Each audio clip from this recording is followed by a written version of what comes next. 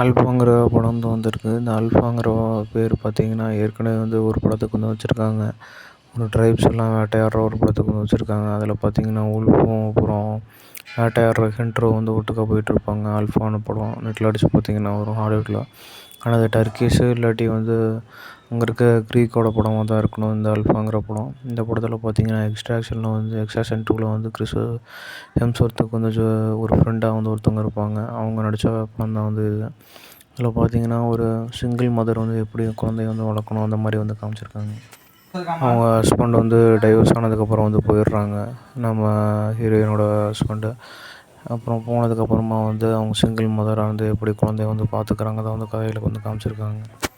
இதில் டீசர்ட்டில் வரும்போது ஒவ்வொரு சீனில் பார்த்தீங்கன்னா, அவங்க பொண்ணு வந்து ஓடுற மாதிரி வந்து காமிச்சிருக்காங்களாம். ஒரு வேளை வந்து இவங்க அம்மா வந்து வேறு யார் கூட வந்து கனெக்ஷன் வச்சுருக்கலாம். இல்லாட்டி அவங்க ஒவ்வொரு டைமும் வந்து வீட்டில் வந்து பார்ட்டி வைக்கிறாங்க அவங்க டிப்ரெஷன் வந்து குறைச்சிக்கிறதுக்காக. ஆனால் அந்த பார்ட்டினால் வந்து அவங்க பொண்ணு தான் வந்து ஒவ்வொரு டிப்ரெஷன் ஆகுறாங்க. இவங்க டிப்ரெஷனை குறைக்கிறேன்ட்டு வந்து அவங்க பொண்ணை வந்து டிப்ரெஷன் ஏற்றிக்கிட்டே இருக்காங்க.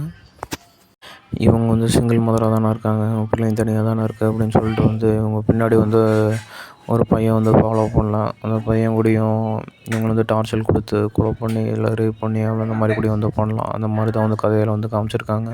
இந்த பொண்ணு வந்து ஓடிக்கிட்டே தான் இருக்குது.